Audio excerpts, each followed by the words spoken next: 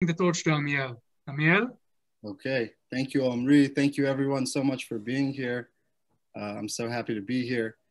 So let me introduce myself first and foremost. My name is Amiel Abir. I am a student at the Hebrew University for Archaeology in Jerusalem. Right now I'm abroad, that's why it's daylight outside back here. But I engage in something called experimental archaeology, which is essentially the reproduction and sometimes replication of the past processes and technologies to better understand those technologies and the people that use them. So it's one thing to look at an artifact like a flint knife under a microscope. You can sometimes get residual analysis. You can see certain use wear signs. But the way that we confirm those use wear signs is by actually putting a tool into use and then comparing it against the archaeological record. So I'm going to open up the presentation right now.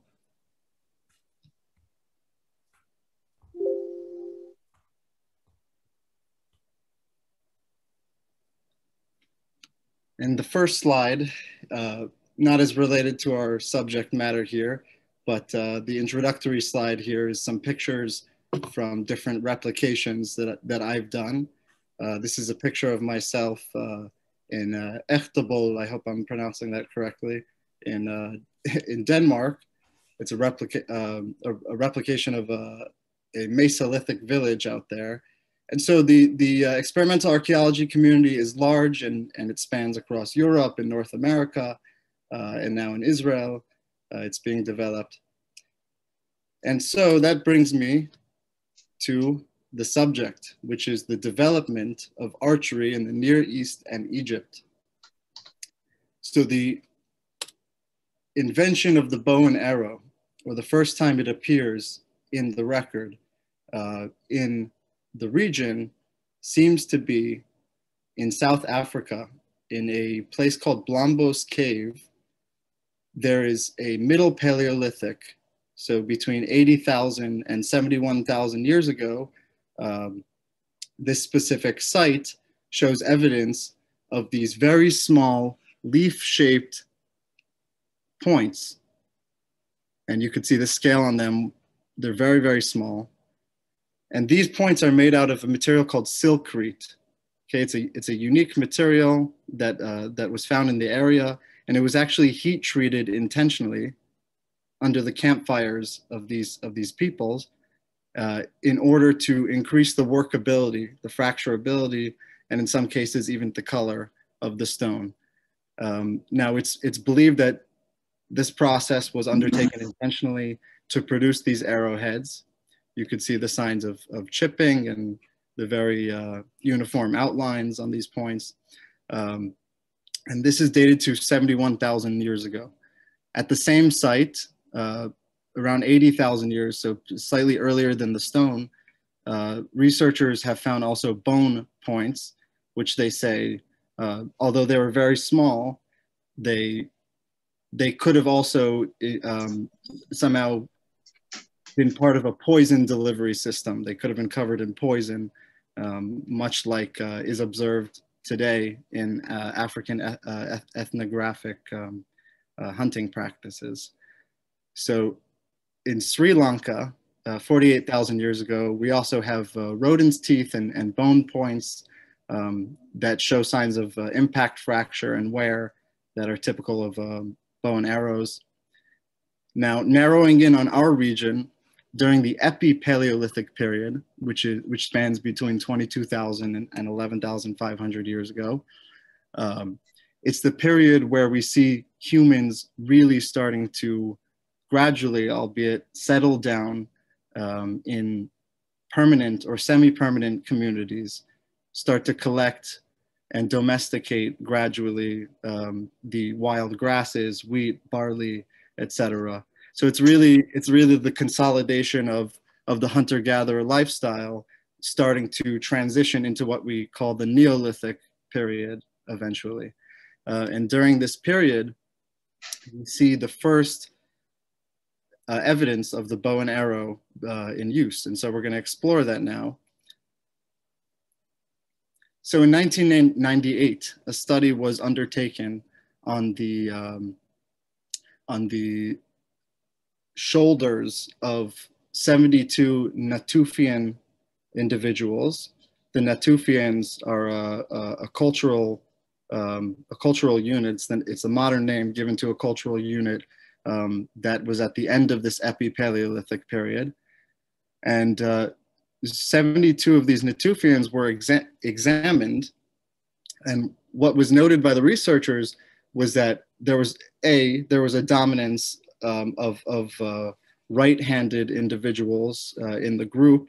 But more interestingly, in those dominant arms, they were able to identify signs of stress and wear and tear that are analogous with modern day baseball pitchers. So this suggested some sort of an overhand throwing activity, but it led to, and as the research paper is titled, the Natufian hunting conundrum, it led to this conundrum where, okay, so we know they're engaging in these rigorous activities with their arms, but that could include the use of the bow and arrow, as we see here. It could be the delivery, the launching of what we call an atlatl, or a dart or spear thrower. This large spear launched with a hook, a stick with a hook, essentially to extend the leverage of one's arm. Or it could have been something similar to a bola, which is used to, it's basically stones tied to a rope that's swung overhead, launched at animals to sort of bind their feet up and catch them. There's also, the sling that's in use in many places to this day.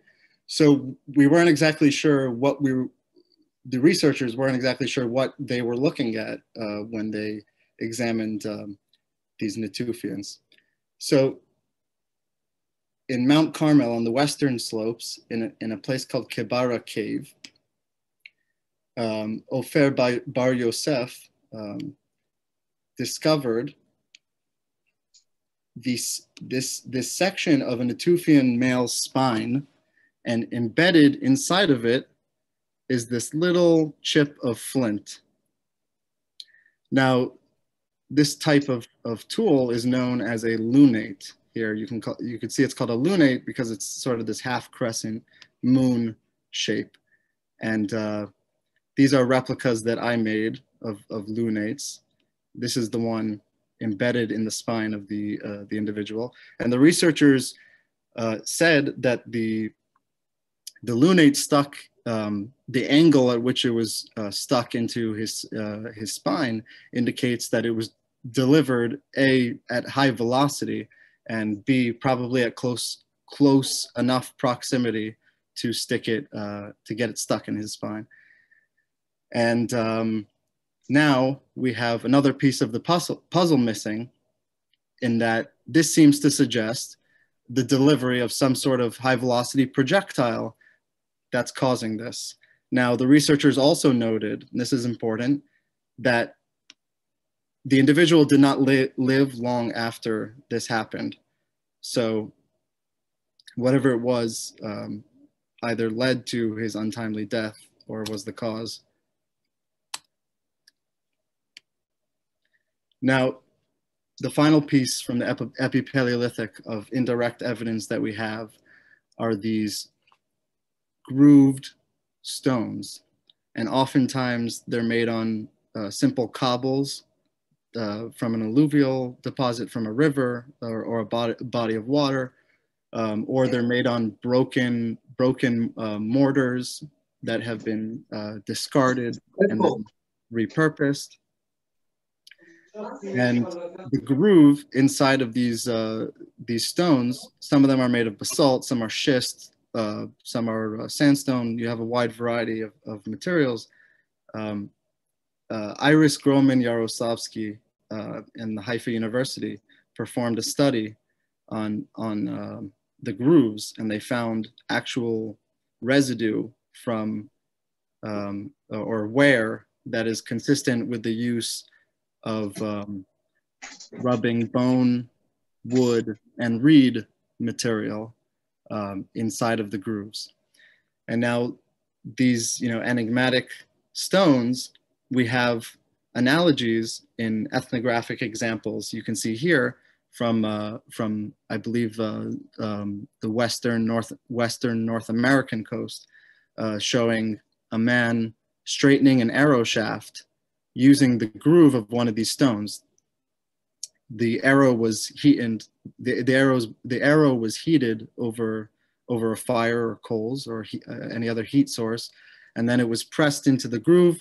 It was straightened, and in some of the more abrasive materials, it was also used to polish or grind away imperfections on the shaft.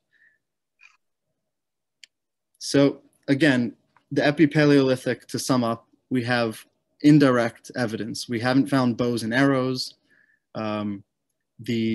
The stone, projectile points are not what we would initially identify today as arrowheads. And that leads me to the Neolithic period. The period subsequent to the Epi-Paleolithic period then saw the rise of these wonderful diagnostic arrow points that you can see have tangs and barbs, and they really look like traditional arrow points that we know today from Hollywood and so on and so forth. And these examples over here from the Israel Museum in Jerusalem really indicate the rise of the use of the bow and arrow in our region. And you can see in the pictographic or iconographic evidence from the region, all of the sudden, we have beautiful depictions. So over here at the right, we have a rock carving from a place called Shuweimis in Saudi Arabia. And here is depicted an individual holding what looks to be a bow and an arrow of a specific type, and we'll get to that in a second, followed by two dogs. And the greater scene depicts them hunting lions and other bands with bows and arrows and dogs. And over here, from a pottery shard at Tel Arpashia in Iraq, from a pottery Neolithic site, we have this person fending off what looks to be a lion, and behind him in the original piece, you could see his herd, so some sort of a shepherd protecting his herd. But I want to draw attention now to the shape of his bow. And you can see his bow is not shaped in a traditional simple curve like a C, like the English letter C, but rather the tips are bent back towards the archer, and the center has what's called a setback. The center of the bow also pushes back towards the archer, causing the limbs to project forward in what's called reflex. So I want to share with you a piece of my own personal experience in replicating bows from the Neolithic period. Now, of course, we don't have any examples of physical bows from the Neolithic period, but along with the pictographic examples and the later samples that we have from Bronze Age contexts, or I put together an experiment using Neolithic tools. So we have an adze, and we have axe heads that were used to fell the stave. In this case, the wood that was used is called Ziziphus spina Christi. In Hebrew, it's known as domim or shezaf. In Arabic, it's known as nabag and sidr in some places. Now, the Egyptians favored this wood for making their bows. In fact, an analysis was undertaken of some dozen Egyptian bows. And now I'm going to make a distinction that will become important later. These were wooden bows, but not bows of composite design, which we will discuss shortly. The wooden bows that were exampled from Egypt, they displayed about half of them turned out to be this wood, Ziziphus spina Christi, and the other approximate half were of the acacia species, with a dominance of Acacia nilotica being examined. Now, I undertook this experiment to demonstrate the use of the different stone and bone tools you could see here. So we felled the tree, then we split out different sections of the wood using these bone wedges. The wood was further worked with flint blades and the stone adze. Over here, you can see my friend Tom's arms holding onto this bow that we were making together. And the final product over here, the bow was essentially an identical copy of one, as I said, from a later Bronze Age context. But the tools that were used were a Neolithic toolkit in order to sort of get a sense for how the wood worked. Although I don't have a lot of time to go into the full details, I will note that with the different woods, they each have to be treated slightly differently. The ancient Egyptian examples here are of a round profile in cross section. So kind of like a broomstick handle. They're spherical all the way around instead of flattened on one side. And this seems to be a type that is common to Africa and Egypt. But with the Ziziphus species, I noted that small saplings and branches of smaller diameter couldn't just be worked down into a round cross section because they had a very thin foamy core at the center called pith. So that's the reason why I undertook the experiment with splitting out sections first using bone wedges in order to get to a usable piece of wood that then had enough meat on it, so to speak, to make the finished bow. So here's an example from an Egyptian tomb. Here's the finished bow. And the draw weight of the finished bow was somewhere in the range of 45 to 55 pounds. So this would have, at the draw lengths that I took it to, which shows us that these were very, very powerful, capable hunting weapons. The bow, obviously, I had to test it. So I dressed up a chicken in some moist deer skin because I didn't have a full carcass to deal with. And then we tested the Neolithic points using the bow. So we have here a few diagnostic Neolithic points. We have an El Khiam point, an Amuk, and a Yericho or Jericho point, and a transverse point here, also known as a chisel type arrowhead in some places like Europe. The bowstring was manufactured from twisted sinew, which is a practice observed today amongst people in Africa, like the Hadza of Tanzania. The arrow, following Egyptian examples and some Calcalithic examples that we'll see shortly from the region of the Levant. I used reed for the main shaft. This is Arundo micrantha is the species. The foreshaft is made of tamarisk, which is also documented in Egyptian contexts. Now the point penetrated the hide. It penetrated to a depth of, you can see where the picture is cut off. That's essentially the depth of penetration. And that's a shot at about five meters with a pole just about half of what the bow's potential is. So you can see that these are serious, capable weapons. The Calcalithic period now is another transitional period where the same sort of life ways of the Neolithic still remain. People are doing the same stuff, but the use of copper, the smelting of copper, we start to be introduced to, which gradually leads us to the Bronze Age. Now, a unique site from this period,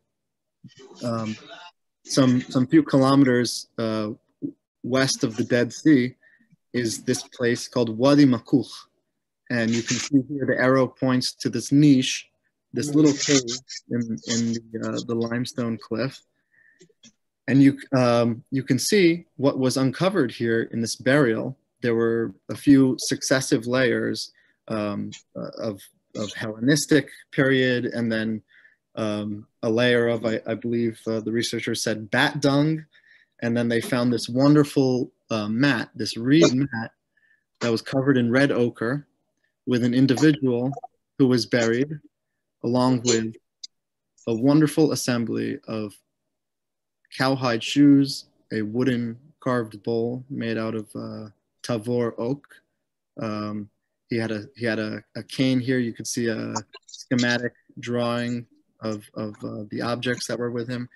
He had a cane of willow. He had a sash made of linen and a kilt made of linen. A flint knife, for those interested, of the Canaanean type. So not just a crude knife, but a highly one from a very highly complex manufacturing process, as well as this beautiful bow. And this is really the point here. This beautiful bow that we see here in the drawing was uncovered, and it was snapped at the center. This here you can see they sort of fit the pieces back together. But now I want to draw your attention to the shape of the bow. The bow. Amiel, maybe you want to unmute everyone? Unmute everyone? Mute everyone. Mute, yeah. There's a lot of noise.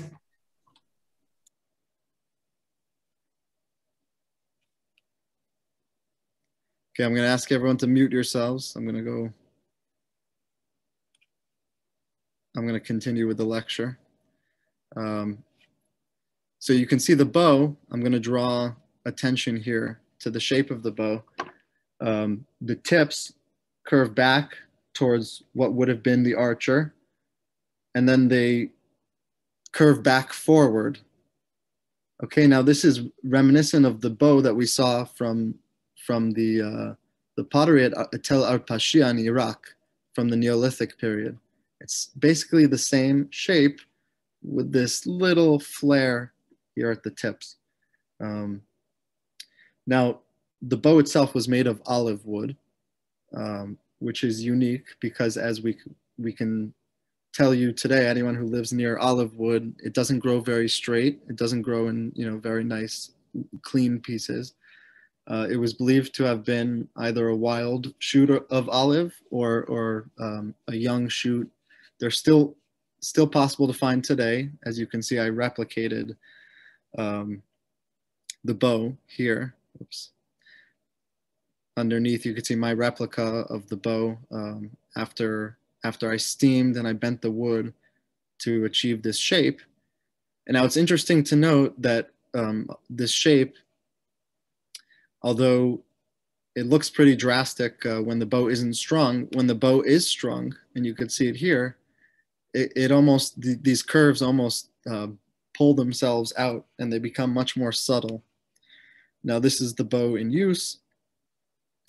And my goal in replicating the bow was to determine whether or not this bow would have been a symbolic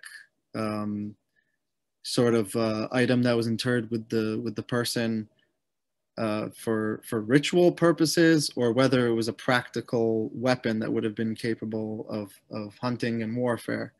I had heard theories put forth that it was simply some sort of trinket or heirloom, but not an actual functional weapon that was capable of taking anything more than small game. I replicated it, and my conclusion was that it was in fact capable of taking larger game than small, hyraxes or whatever is in the area. And it would have been quite capable of engaging in interpersonal conflict as well as hunting the more substantial animals in the area, ibex, gazelle, so on and so forth. Now, what's interesting about the shape of the bow is that we have other examples of simple bows being represented from places like Africa and Europe, but this bow has a design feature which is called deflex, where the tips curve back towards the archer. And this design feature is unique in the sense that in the American Southwest, it also appears, and in our area of the Middle East and Egypt, it's being employed. So the common denominator between the areas is that they're extremely arid and dry. Some people say that this was a design feature that was implemented to ensure the durability of the wood, so that the stresses of being strong and pulled wouldn't have been as severe on the wood. And we're going to see in a little bit some examples of that phenomenon. So in pre-dynastic Egypt, we can see from this beautiful Nakada period bowl, this hunter, again with dogs, reminiscent of the Shuemis scene, is holding a bow, clutching arrows in the same hand. And this bow too has deflexed tips. You can see the center section, while strung, is flat, and then the tips bend back. Now this is a famous piece from pre-dynastic Egypt, the hunter's palette, and I want to draw attention to the hunter's bows, the shape of the bow. Again, this double curved, what Yigael Yadin refers to as biconvex shape, in which the curves, the extreme outer tips, are bending back towards the archer.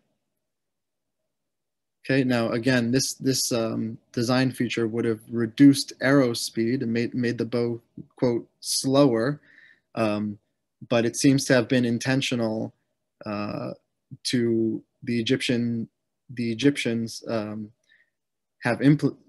for the Egyptians to have implemented this in order to increase the durability of the bow, and in order to compensate for the loss in arrow speed. They simply made extremely light arrows. Now, Egyptian arrows, by modern standards, would be considered, quote, underspined for the bows that they're shot from, for the poundages that they're shot from. Now, the spine of an arrow refers, of course, to the rigidity, the stiffness of the shaft of the arrow. And Egyptian arrows seem to be extremely light. And it seems like these decurved tips and the light arrows come together as like a package deal. It's a system. One is to compensate for the other. So they're not losing arrow speed like they would normally with heavier arrows.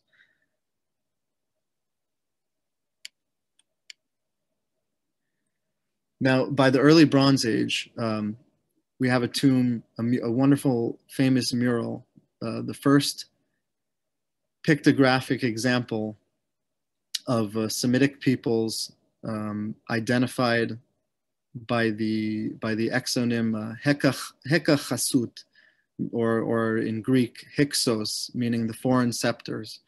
And these are people that are depicted here, in wonderful detail with colored tunics and kilts. And if you see here on the right, zoomed in on one of the man's arsenals here, you can see he's holding a bow. And again, it's of this biconvex shape like the one we saw in the Calcalithic. Now the color used by the painter here is the same sort of red that we see in the kilts. And I think that's important. And that takes me back to the analysis of Egyptian bows, with half of them being Sisyphus spina Christi. And we saw the replica made of Sisyphus, it being a much lighter cream or even yellowish colored wood. And the other half being of acacia. Now, the acacia species has a heartwood, which is made of, which is a brilliant red color. And I think right here is representative of a tradition of using acacia wood. And we can see here, I replicated another bow. These two bows were found in a Bronze Age burial from Naga Edir in Egypt. And at the left, you can see the reduction or the carving out of the acacia staff. And you can see the sapwood, this kind of lighter colored outer shell. And the inner wood is this brilliant red heartwood. And over here, you can see the finished product, finely polished. And I think in the artwork, some of the Egyptian artists depict bows being of a cream light color, and some depicted in the red style. So I think this was intentionally to depict this, this common practice of using the acacia and the Sisyphus. Now, we have here illustrations of Egyptian arrows in use. Here there's a hunt where an ungulate is seen transfixed with an arrow. We can see the rear end of the arrow with the knock and the feather fletching. And over here we see the tip of another arrow. And this arrow is outfitted with the chisel tipped or transverse point, and it has two barbs as well. And I want to draw a line now between that and the hunter's palette where we saw before. Here we can see in closer resolution in this illustration. They're depicted as using chisel-tipped arrows, as well as this fragment here from a late dynastic palette showing what appears to be an Asiatic or Semitic individual transfixed again with a chisel-tipped arrow. And I replicated this style of arrows. You can see here using bitumen as the hafting agent, these lunates, the same type of arrow point that was in use during the Epi-Paleolithic period, the same type that was found embedded in the spine of the Natufian male at Kabara Cave is now seen here in use in Egyptian arrows in the early Bronze Age. And you could see this is my replica. This is an Egyptian example from a grave. These are Egyptian examples hafted with bitumen. This here is hafted with lime plaster, interestingly. And again, they have the iconic barbs, side barbs, and the transverse point on the tip. These seem to have been very effective, and they required very little technical knowledge of flint knapping to produce as well. Now, in Mesopotamia, on the other side of the great rivers, a special unique technology is brewing that will eventually take Egypt by storm and will eclipse, if not almost replace, the wooden bow in the Egyptian repertoire.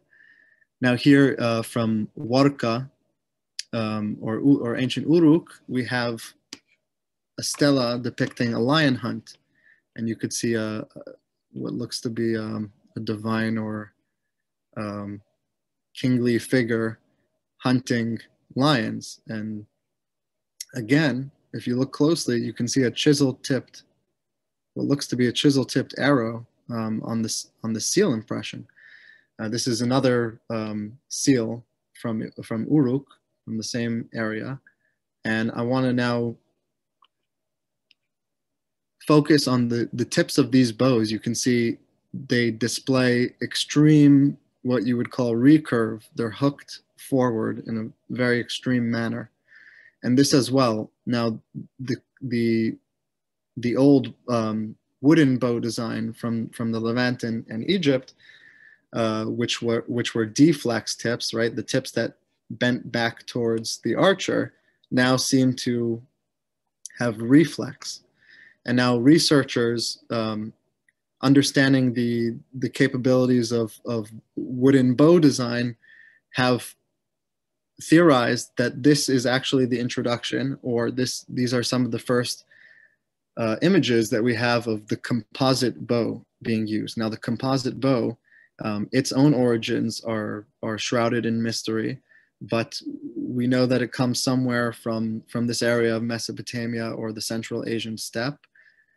And researchers are not exactly sure how and why it was first developed, but what it is a composite, as the name suggests, of usually a wooden core, a sinew backing to resist the tension strain that a bow undergoes, a horn belly to resist the compressive strain that a bow undergoes. And this together enabled people to make extremely powerful and very short weapons. So some people say that they were developed out of necessity, along with people starting to ride on horseback.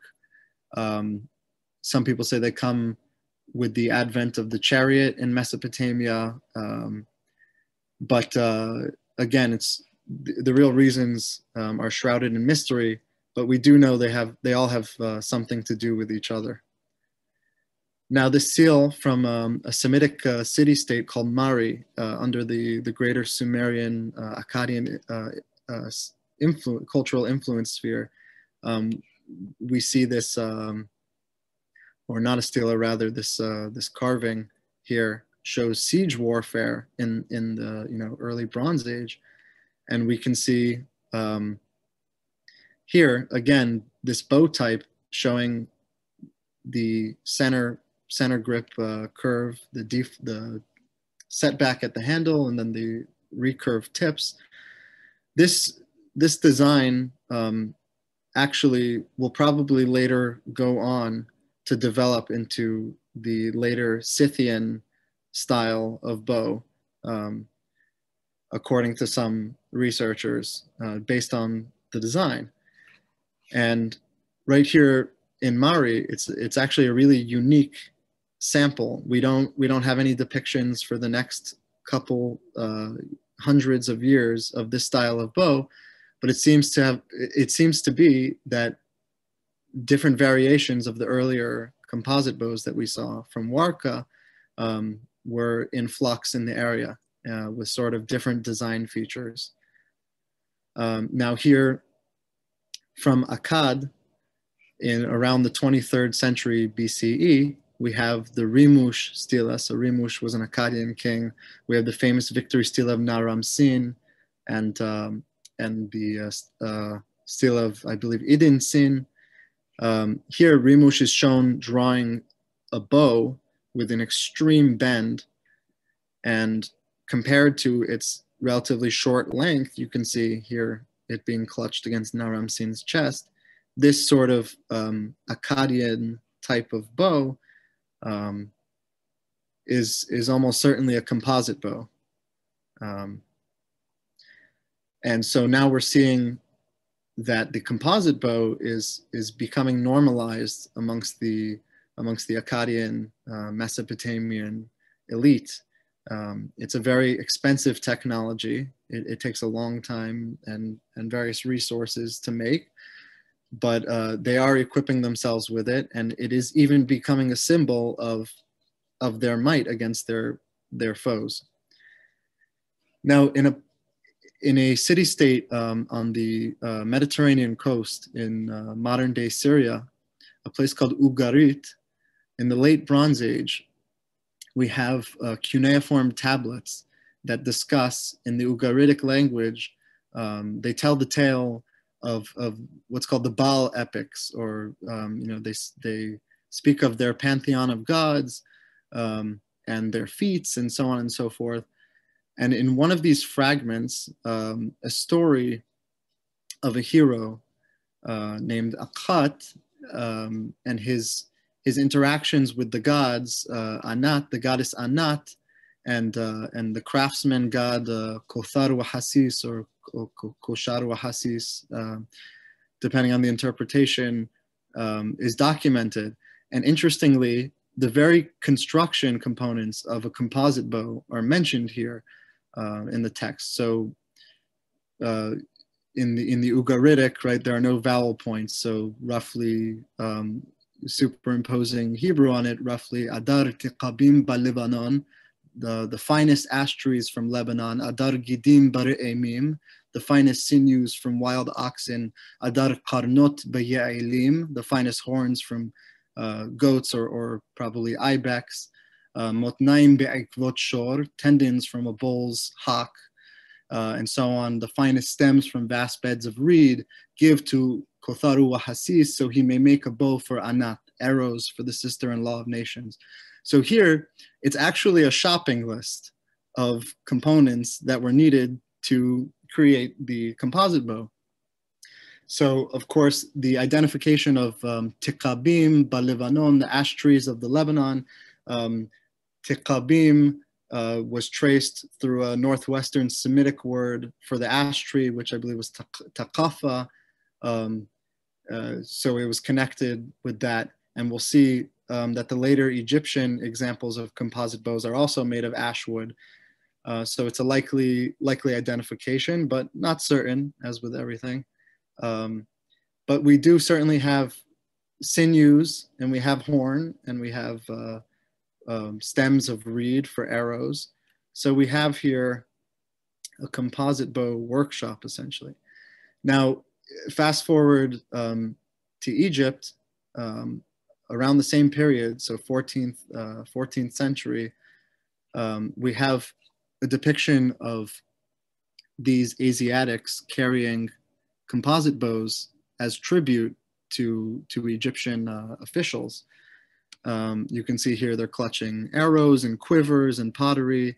And over here, there's a unique, what we call angular profile or angular bow, shaped almost like a triangle, where the handle sort of bends outwards like a triangle. Now the bow, soon after it's introduced into Egypt, is adopted wholeheartedly by the Egyptian military, by the Egyptian king.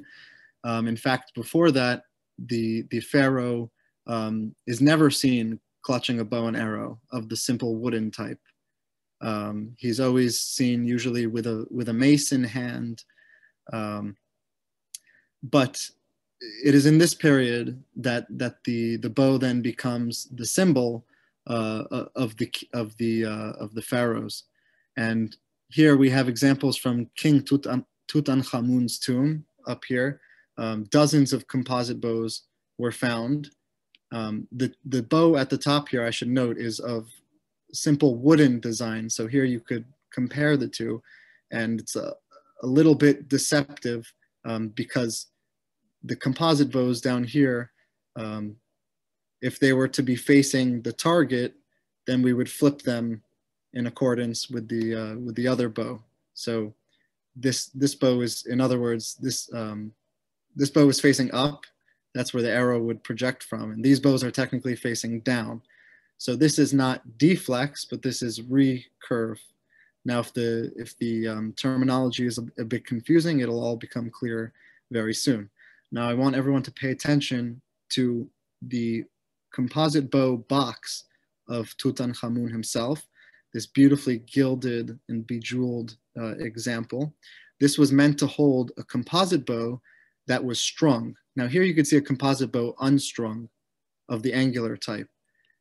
And once it's strung, it forms a triangular shape.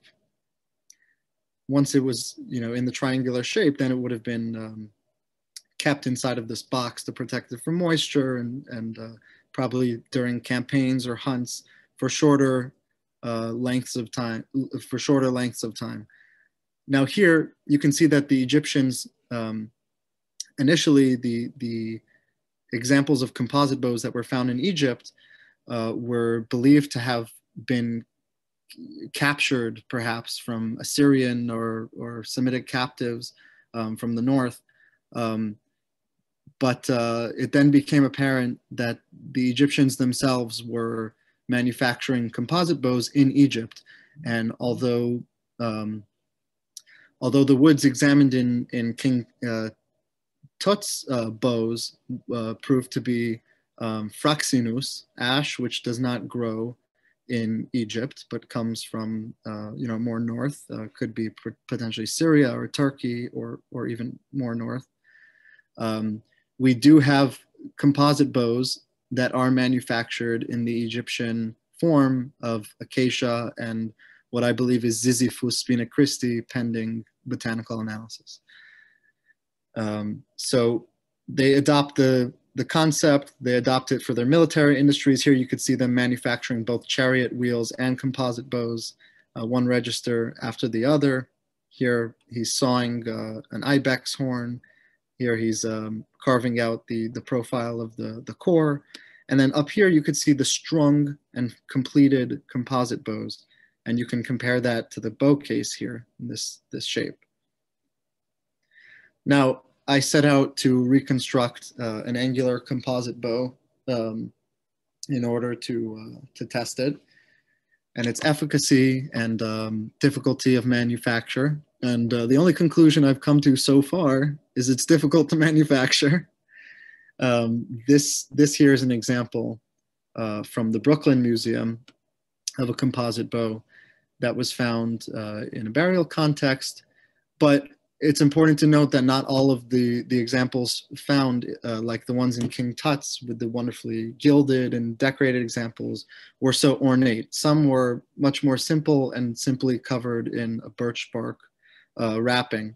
So draw whatever conclusions you will from that. It's still a very expensive technology to make a simple angular composite bow.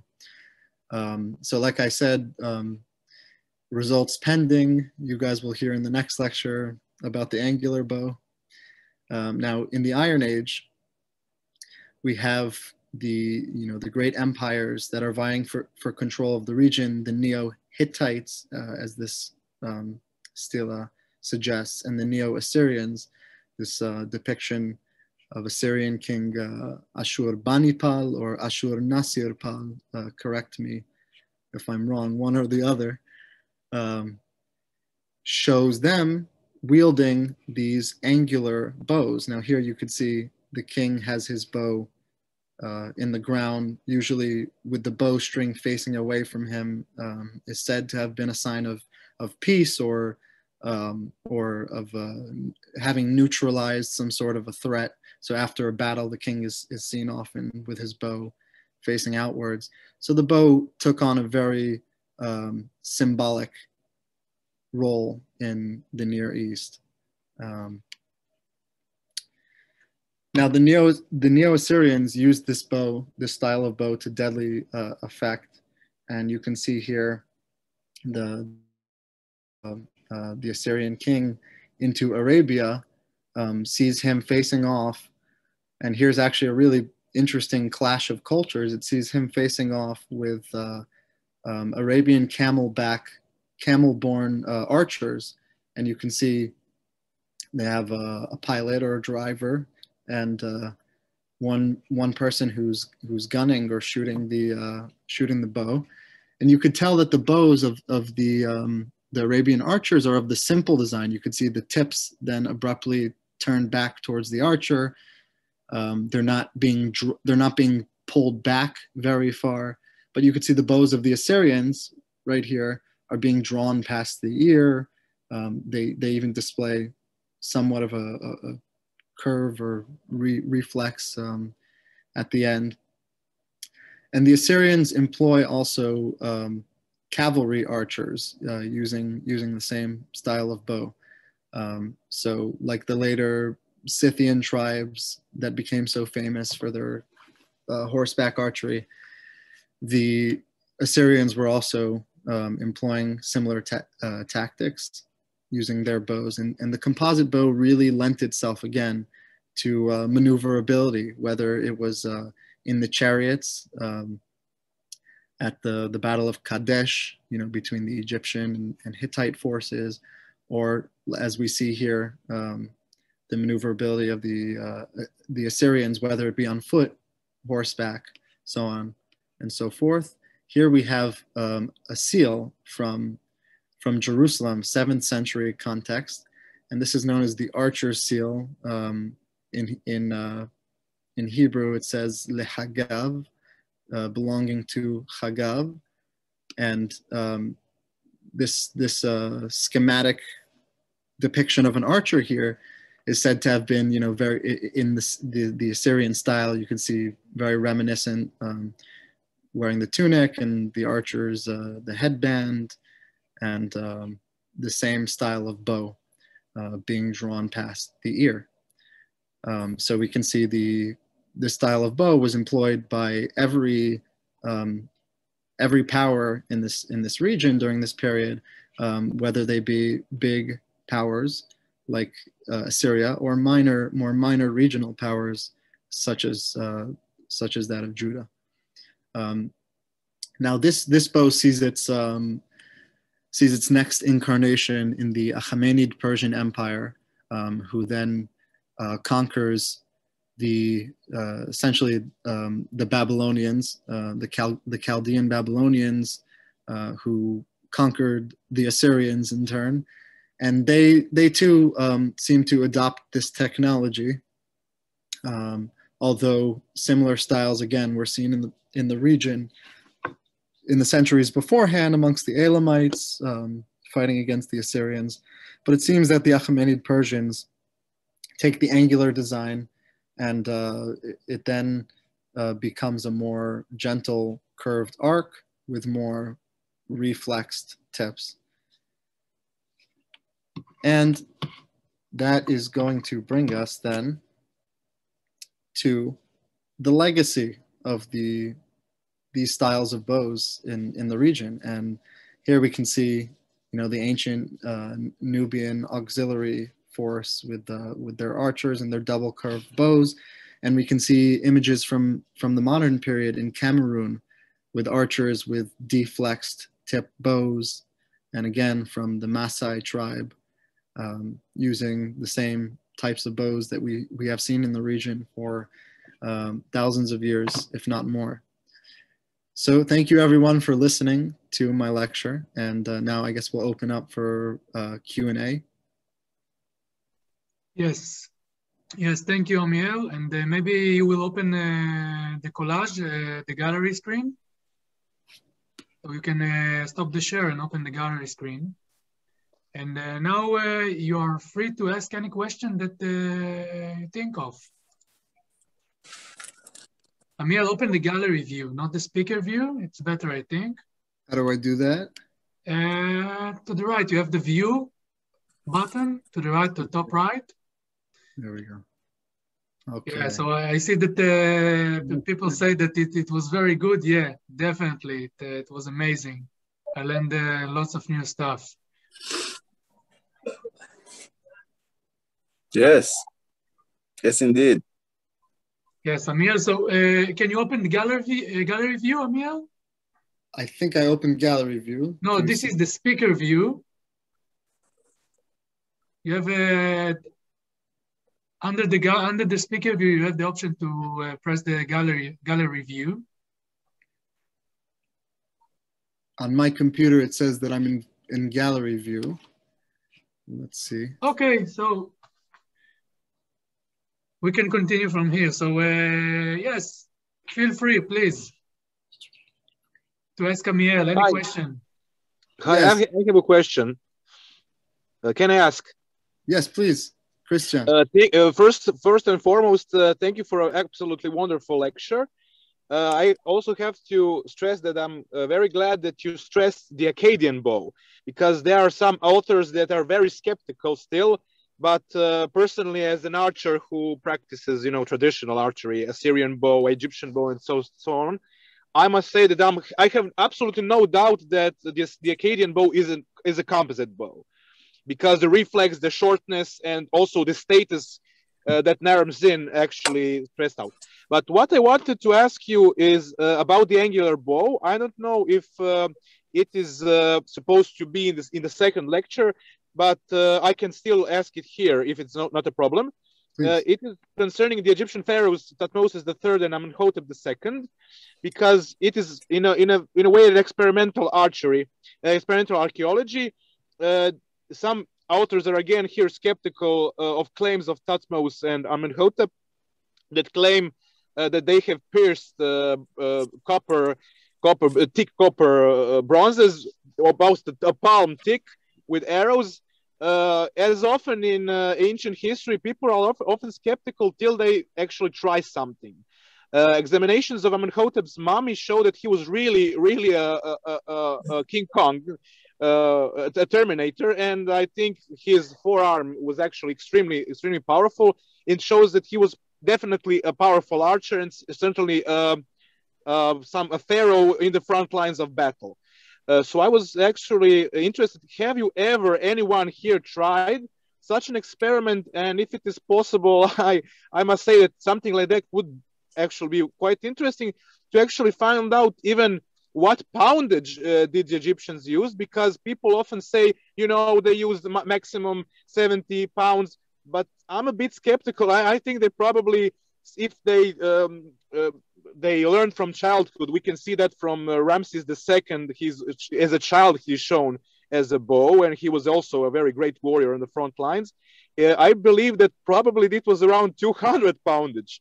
I wouldn't be surprised, really. So I personally pull 120 pounds composite bows, and I also bought a copper 3 centimeter stick, and I'm planning to test it in the future. But I was interested if anyone here tried something like that, because it would really be interesting to find out really about these ancient people.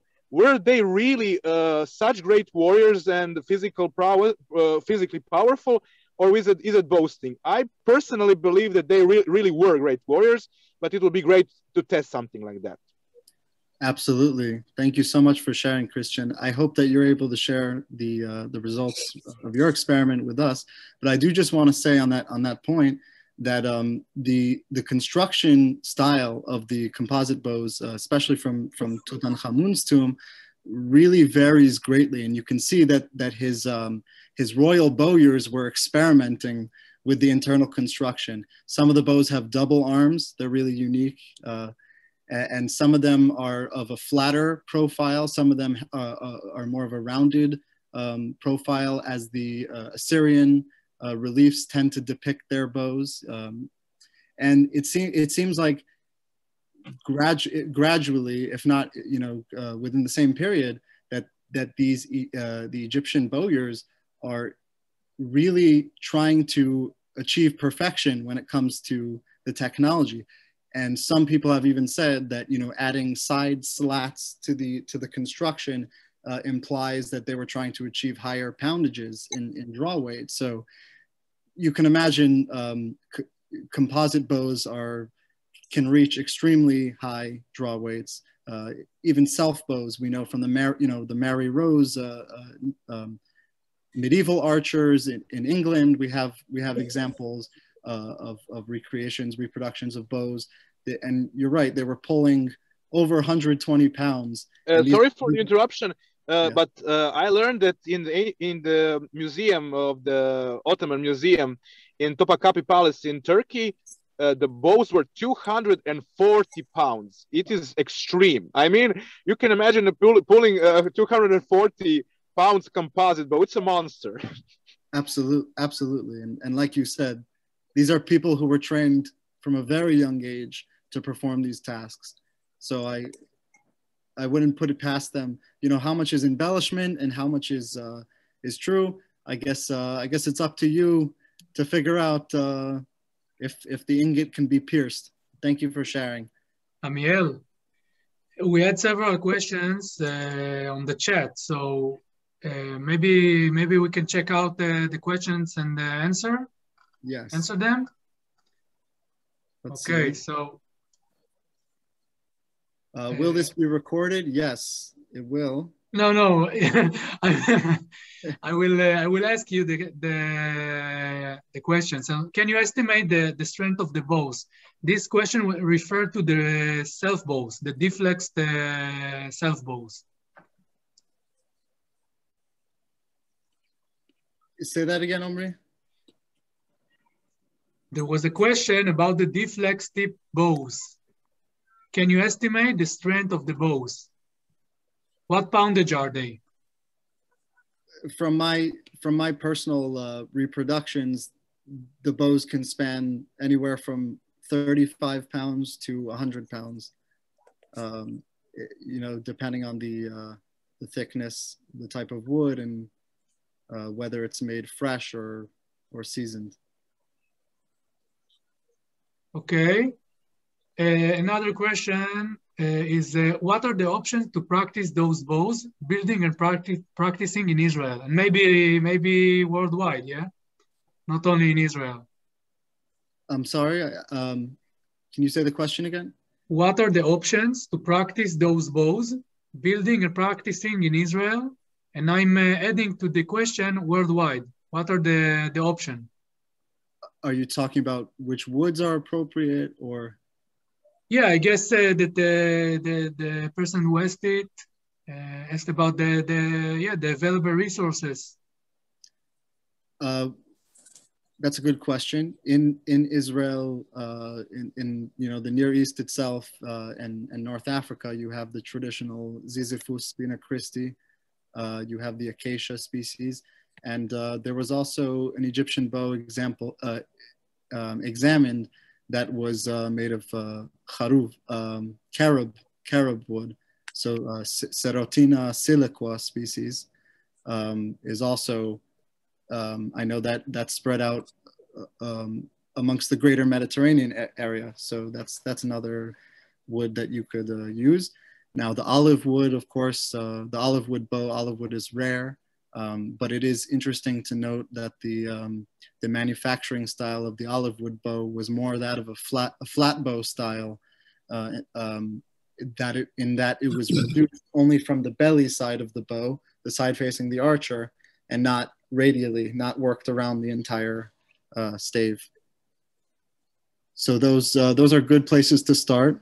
If you have a white wood and not if you have a deciduous white wood like those found in northern temperate climates, then you might want to make something more like a flat bow style. It seems like those bows don't like to be put under the stress that a round profile uses, with the exception of, I believe, yew wood can pretty much handle it, but maybe some other people with their experience can chime in. It seems like we have a lot of bowyers. What about pomegranate wood? There are any? Because I made a few of them, and they are very strong, powerful bows with sinew and without. So like Ariel says, pomegranate is another one that is definitely on the list of viable. No archaeological evidence doesn't mean they didn't use it, and vice versa, but it certainly is a wood that was available to them, and it is appropriate for the task. Like Ariel says, I have made bows out of it, and it is good wood. Yes. Are there any other questions? I got a question, Amiel, for you. It was a great lecture. I'm coming at you from North America, Canada, traditional indigenous bower, Plains Cree Nakota. A lot of our people are like doing the experimental archaeology. We're just not calling it that. So we're replicating our ancestors' bows. And I guess I got a personal question, not so much like an academic or archaeological question, but why are you doing the experimental archaeology, and what's it like? Like, what's the personal process for you to actually replicate like those self-deflex bows? Like, what's going through your mind, and how does it feel to like create this bow and actually shoot it and test it out? So more so along that side, I want to hear you speak to that a bit. So I appreciate that question. Thank you so much. Thank you for being here. And I think like you said, in the academic world, you can call it experimental archaeology. In the ancient world, it was just living, and I think there's a part of me that's somewhat desires to connect with my past, my ancestry in the region, and to delve into a little bit more of my own cultural heritage and background. And without getting too whimsical, the process, for me is definitely it borders on the spiritual. Some would say it's meditative, and really helps me connect with different parts of me that the pure intellect maybe can't reach. So I think like being in those regions, using the traditional woods, making the traditional styles. So just like for you, it's a pursuit in connecting with your ancestors and your heritage. I definitely connect on that level. Yeah, and one follow-up question while I still got the floor is, in North America, like, we're really diverse, obviously, and I'm not too familiar with your region and what grows in the area, but with these bows being made, how vast is the landscape to traditionally collect those materials? Like, how far would the ancients have had to gone? Were there trade networks in place to get those materials? That's a good question. So definitely, there are definitely extensive trade networks that we see as early as the Neolithic period, where we're trading. We're receiving obsidian from Anatolia, and all sorts of beautiful shells and turquoise from the south, and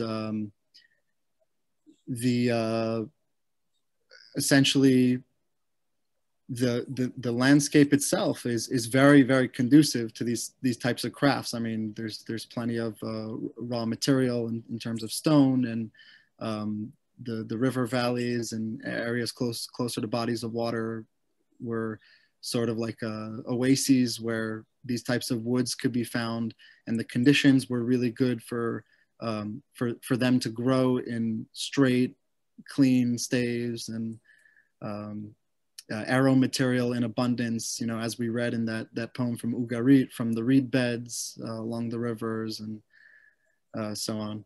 So it's certainly like modern geopolitical implications withstanding, the region is very, very good for that kind of, for those endeavors. And it was certainly on the map. Amiel, I have a question that refers to the Deflex Self Bow. Mm-hmm.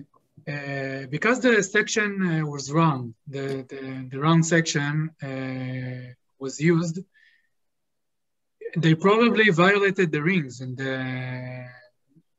on the back of the bow, the side facing the target. So how come the bows didn't break? Even if they had the Deflex tips, how come the bows didn't break? So that's a great question. I think for the different woods, it's approached differently. Now, it's been observed that the Hadza people of Tanzania, when they make their bows out of, I believe, Grewia brevifolia or something of the sort. It's another very dense wood that grows there. They are very careful, although they're making the round profile bows, they are very careful to leave a strip along the crown of the back that they don't violate. Grewia flava, thank you. And this, this practice could be unique only to certain types of woods, because then in some other cases, a few of the Egyptian self bows that were found were still in the process of production. So we could see the adze marks that were evident on the tips, and actually all the way around it. They kind of cut the stave into like a hexagon pattern, and then they came down with a blade and then, smoothed out the ridges. But to answer your question, essentially, in some cases they did. They followed it, but then when it comes to like acacia wood, in order to get to the heartwood of it, and the rings are extremely, extremely tight. So in order to get to the heartwood, and they're using stone adzes and flint blades, you really have to get within chopping distance of the the wood itself.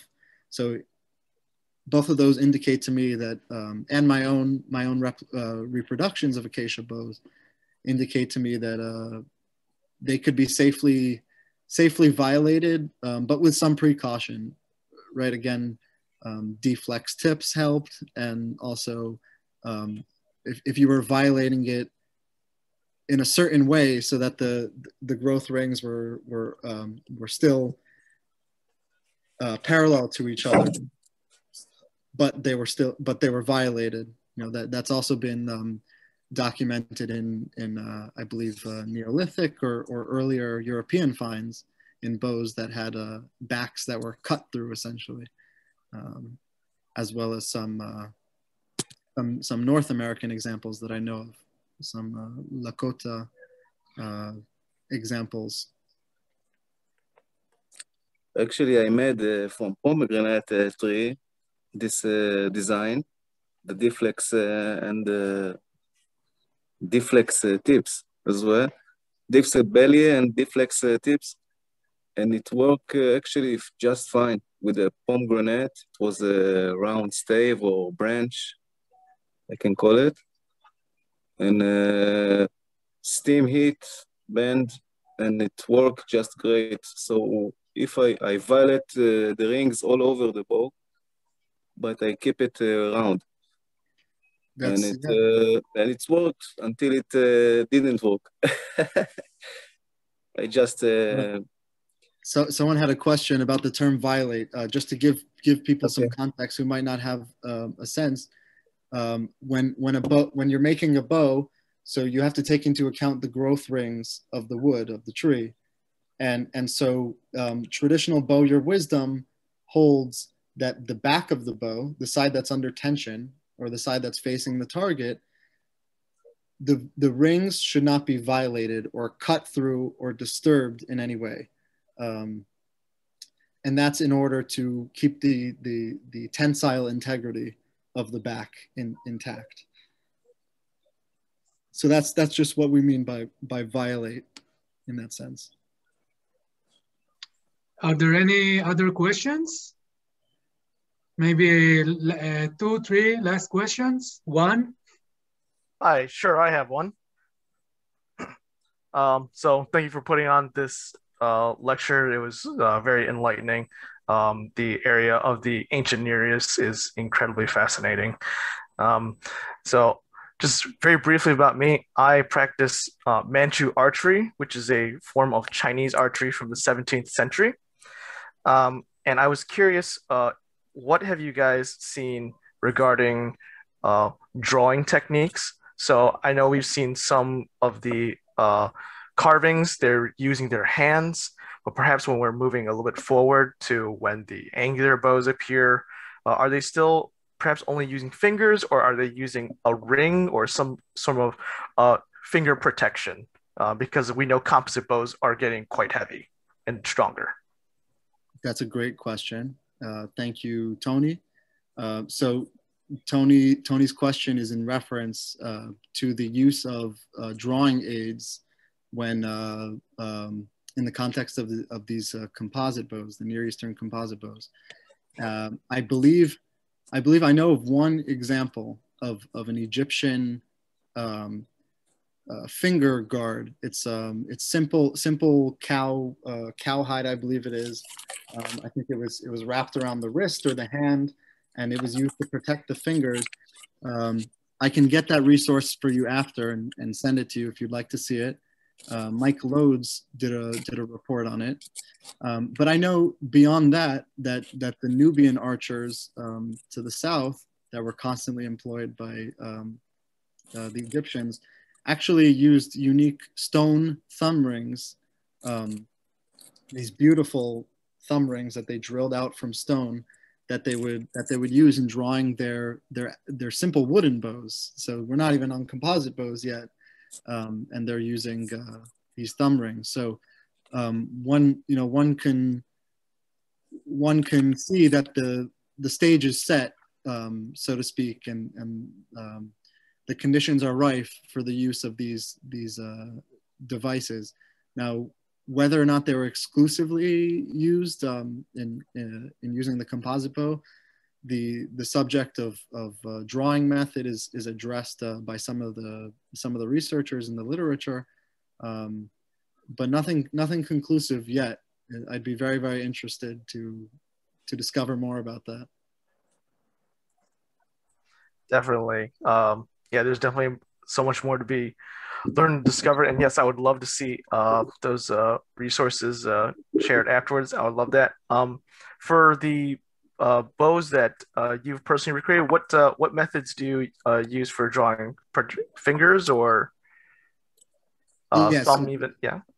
So I have not gone up to the level of the advanced composite bow draws. My experience with composite bows has mainly been relegated to making them, trying to figure out the original manufacturing techniques. When I shoot my wooden bows and my sinew back bows, I use traditional tertiary draw, the Mediterranean draw or pinch grip or something similar to that, or kind of like a push release grip, more instinctive style. Great, thank you. Thank you so much. Mm-hmm. I'm wondering if you could explain the purpose of the decurve tip. What's the purpose of having it curve towards the archer? Is there some kind of advantage in the sturdiness of the bow, or something about the draw weight or something, as opposed to the later recurve shape? So that's a great question, and it's noted that once the Egyptians adopt the composite design, they do adopt a somewhat, recurved tip or more reflex in their bow design as the materials enable them to. So it seems that they are limited initially, and I wouldn't say necessarily by the materials, because Sisyphus and acacia are great bow woods in their own right, and I've made bows out of other, more traditional yew, Osage orange, hickory, ash, and they are good bows in their own right. But I think the climatic conditions of the region makes wood brittle in general. More so, the moisture content of wood can get to dangerously low levels in the hot months, and I believe it was an insurance policy for the bow. In fact, early Egyptian bows, we see some of them follow a simple curve. They're still made in the round profile, but they follow a simple curve. So in other words, no deflex tips, just one single, shaped like a C. And then the deflex tip bows, it almost seems like they're what we call preempting the set.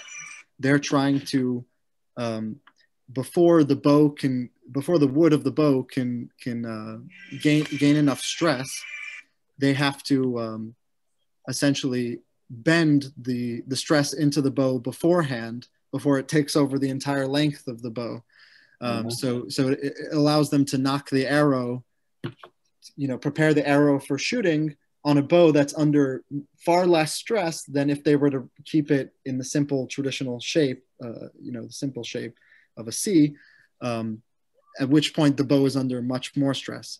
And this can be seen in the archaeological record. The simple bows show a high amount of set. They sort of, set means they retain their bent shape, and that's not something that you want. You want it to spring back for the power. That sort of means it's losing power, where you don't always want that. It's good in some cases, but essentially the deflex then preempts that set.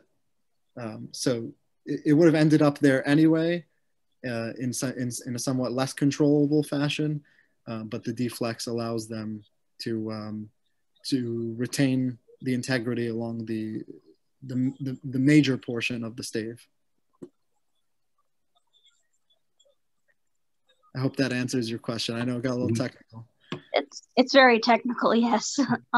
Yeah, but my main familiarity with bows is medieval English, and what I learned was that a fully drawn bow is 7/8 broken. Right. Such is the stress that it's under. So if the wood is prone to brittleness in that environment, then yeah, anything you can do to protect that makes a lot of sense. Right. It came at the cost of arrow speed, but like we said, they made their arrows lighter, and this worked for a long time until their foes, started to develop scale armor and war chariots and composite bows.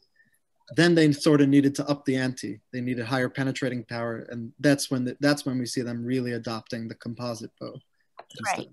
When you get to a higher power, you need a stiffer arrow. Somebody mentioned earlier in the chat that if you use one of those light early Egyptian reed arrows with a really high draw strength, it'll explode when you let go of it.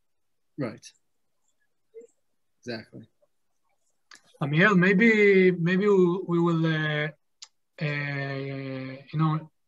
sum up the lecture, and before we will say something in the end, I will say that you can use the event on Facebook, the event page, and ask questions in the event page. So there will be the option to answer you. Maybe Amiel will answer, or maybe I will answer the questions. If there will be any other questions after the lecture will end. So you can feel free to ask their questions, and you can check out, because I think that everybody came from Facebook, because this is where we advertise the lecture. So maybe Amiel, if you would like to say something to sum up the lecture. Yes, thank you everyone for joining. I really appreciate the involvement. It's great to see the amount of interest from across the different backgrounds, from the academic community, the archery community, or just in general, people who are interested. It's great to have you all. We'll be excited to do something like this again in the near future. And everyone, feel free to contact me personally on my Facebook page. Send me a message, a friend request, and I'll be happy to answer any further questions. Now, this wasn't an academic article per se. This was an academic presentation per se, in the sense that I wanted it to stay open to a more larger audience. But if you do want my sources, source material is always available. So just send me a link, and I'm happy. Thank you. Great. So thank you everyone for joining our lecture. And again, you can contact Amiel in his Facebook page. You can also contact me. And I will record, this lecture is recorded. So it will be on my YouTube page and on Amiel's YouTube page. And we will send the link on the event page on Facebook. So thank you again. Have a great day. Have a great week. Thank you. Bye-bye. Bye-bye.